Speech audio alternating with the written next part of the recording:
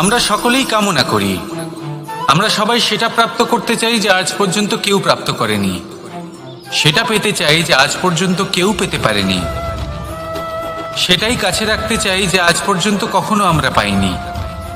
এবার সেটা কিভাবে করা যেতে পারে? যদি আপনি সেটা প্রাপ্ত করতে চান যা আজ পর্যন্ত আপনি কখনো পাননি, তাহলে আপনাকে সেটা করে দেখাতে হবে যা আজ পর্যন্ত আপনি কখনো করেননি।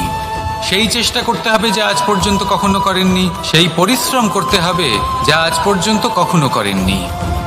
তবেই আপনি সেটা পাবেন যা আজ পর্যন্ত কখনো পাননি।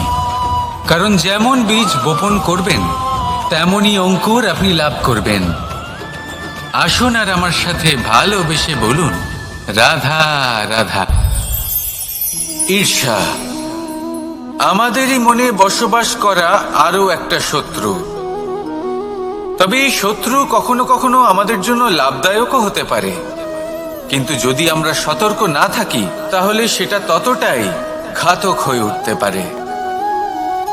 যদি আপনার কোনো প্রতিদ্বন্দ্বী থেকে থাকে যে এগিয়ে চলেছে, তাকে দেখে আপনার মনে ঈর্ষা উৎপন্ন হয়, আর ঈর্ষাবশত আপনি নিরন্তর চেষ্টা করতে থাকেন, পরিশ্রম করতে থাকেন সামনে এগোনোর জন্য, তাহলে তার দ্বারা আপনার বিকাশই হবে। কিন্তু যদি আপনি নিজের বিরোধীকে শেষ করতে দেওয়ার জন্য অগ্রসর হন, তাকে বিনাশ করার জন্য অগ্রসর হন, তাহলে এই ঈর্ষা প্রথমে আপনার বিনাশ অবশ্যই করবে। একটা কথা আছে, এটা পশু প্রবৃত্তি, আপনি শুধুই নিজের বিকাশের কথা ভাববেন। তিনিই হলেন প্রকৃত মানুষ, যিনি অন্য মানুষের জন্য প্রাণও দিতে পারেন। এই ঈর্ষা যদি আপনাকে বিকাশের পথে নিয়ে যেতে পারে তাহলে খুবই ভালো। যদি আপনাকে অন্য কাউকে বিনাশ করে দেওয়ার পথে অগ্রসর করে, তাহলে তার থেকে দূরে থাকাই ভালো।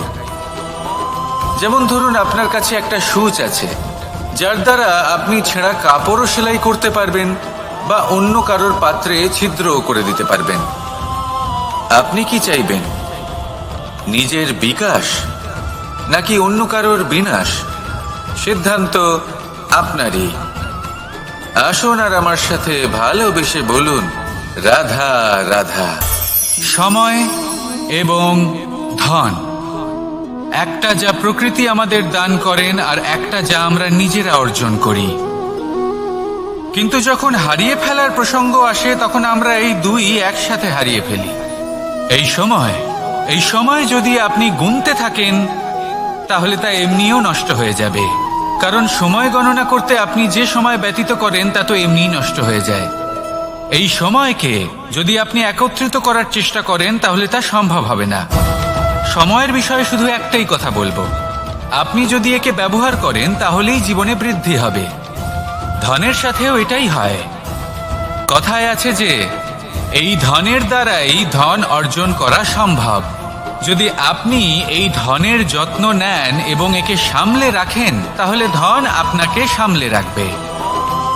এবার সময় আমরা প্রচুর পরিমাণে পাই, কিন্তু তার অর্থ এটা নয় যে আমরা তা নষ্ট করি। বাস্তব অর্থে সময় তা অত্যন্ত মূল্যবান। এর সদ্ব্যবহার করা যদি আপনি শিখে যান, তবে এই সময়ও আপনাকে অবশ্যই অতি মূল্যবান করে তুলবে। আসুন আর আমার সাথে ভালোবেসে বলুন, রাধা রাধা। সাফল্যের বাস্তব অর্থ কি?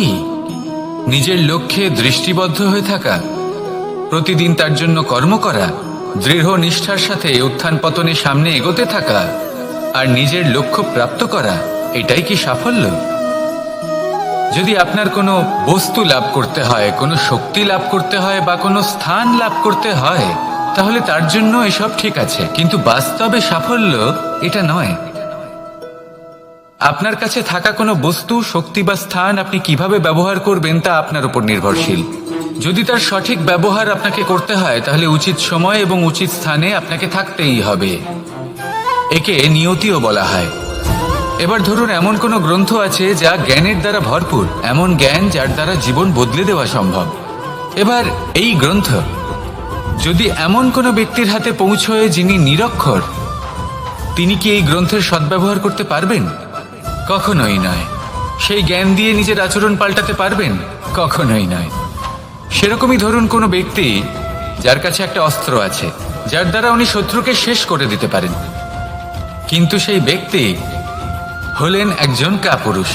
তিনি কি শত্রুকে শেষ করতে পারবেন? তিনি কি জয়লাভ করতে পারবেন?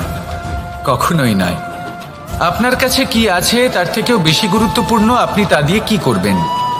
উচিত ব্যক্তির সাথে উচিত সময়ে উচিত স্থানে থাকা বেশি গুরুত্বপূর্ণ। নিজের গুণের সাথে, নিজের শক্তির সাথে, নিজের জ্ঞানের সাথে উচিত সময়ে উচিত স্থানে অন্যের যন্ত্রণাকে দূর করা, অন্যের জীবনকে আরো সুন্দর করে তোলা, এটাই হলো সাফল্য। তাহলে সাফল্যের বাস্তব অর্থ বুঝুন, অর্থাৎ নিজেকে আরো প্রসন্ন রাখুন। আর আমার সাথে ভালোবেসে বলুন, রাধা রাধা। আমার জীবনে পরিচয় হয়েছে অনেক ব্যক্তির সাথে, ভিন্ন ভিন্ন ধরনের মানুষ। এনাদের সাথে আলাপ হয়ে খুব ভালো লেগেছে, অনেক শিক্ষাও লাভ করেছি। আমি তাদের সাথেও আলাপ করেছি যারা অনেক উচ্চ স্তরে পৌঁছে গেছেন, আবার তাদের সাথেও যারা নিজেদের জীবনে বিশেষ কিছু করতে পারেননি। তাদের সাথেও পরিচয় হয়েছে যারা সফল, আবার তাদের সাথেও যারা অসফল। এবার এই সবই একই রকম মনে হয়। এদের মধ্যে পার্থক্য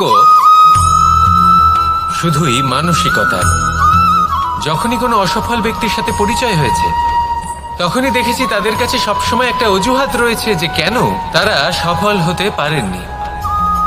কখনো তারা দোষ দিয়ে থাকেন তাদের ভাগ্যকে, তাদের পরিস্থিতিকে, দোষারোপ করতে থাকেন তাদের মাতা পিতাকে, আত্মীয়দের, বন্ধু বান্ধবদের।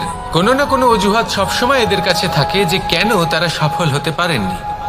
সেখানেই যখন সফল ব্যক্তির সাথে পরিচয় হয়, তাদের কাছে সবসময় একটা কারণ থাকে যে কিভাবে এই সমস্যাগুলির ঊর্ধ্বে উঠে সাফল্য লাভ করা যায়।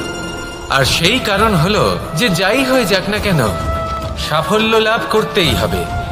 যতই সংঘর্ষ করতে হোক না কেন, যতই সমস্যা আসুক না কেন, সফল আমাদের হতেই হবে। এটাই পার্থক্য মানসিকতার। সত্যি কথা বলতে, আপনার আজকের এই মানসিকতা হলো আপনার আগামী ভবিষ্যতের ইমারতের ভিত। এই মানসিকতা যতটা প্রবল হবে, যতটা শুভ হবে, আপনার ভবিষ্যৎ ততটাই বিশাল এবং সুন্দর হবে। তাহলে সমস্যার উপর নয়, সাফল্যের উপর মনোযোগ কেন্দ্রীভূত করুন, জীবনে এগোতে থাকুন, আর আমার সাথে ভালোবেসে বলুন, রাধা রাধা। প্রত্যেক প্রাণী ভালোভাবে জীবন যাপন করতে চান, এটা তাদের স্বভাবে আছে এবং ভাবাটা অনুচিত নয়। কিন্তু একটা ভালো জীবনের গুরুত্বপূর্ণ অংশ কোনটা? বসবাসের স্থান। সেই স্থান যেখানে আমরা জীবন অতিবাহিত করি। এবার মানুষ ভাবতে পারেন যে একটা ভালো বাসস্থানের অর্থ কি? সেই স্থান যেখানে সহজে জল পাওয়া যায়, যেখানে শুদ্ধ বায়ু পাওয়া যায়, যেখানে আনাজ উৎপন্ন হয়। এটা জীবনযাপনের জন্য পর্যাপ্ত বটে, কিন্তু ভালো জীবনযাপনের জন্য আরও একটা কথা আপনাকে বুঝতে হবে।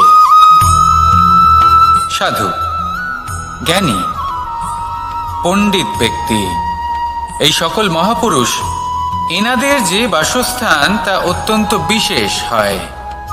এখানে এক ধরনের বিশেষ ইতিবাচক শক্তি থাকে, এমন একটা স্থান যেখানে দেবতারাও বিচরণ করেন।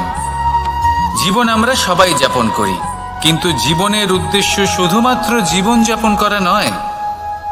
জীবনের উদ্দেশ্য হলো মুক্তি লাভ করা। আর এই সকল সাধু, জ্ঞানী, পণ্ডিত ব্যক্তি, এই সকল মহাপুরুষ আপনাকে মুক্তির পথে নিয়ে যেতে পারেন। কারণ এরা হলেন সেই মহাপুরুষ যারা নিজেদের অন্তরের বিকার, অহংকার, ক্রোধ, বিদ্বেষ, এই সকল দোষগুলিকে ত্যাগ করেছেন, এদের উপর বিজয় লাভ করেছেন। এমনই একজন ব্যক্তি আপনাকে মুক্তির পথে নিয়ে যেতে পারে। প্রয়োজন হলো শুধুই এনাদের চিনতে পারা, এদের কথা বুঝতে পারা এবং এদের দেখানো পথে চলা। যদি আপনি এটা করতে পারেন, তাহলে এই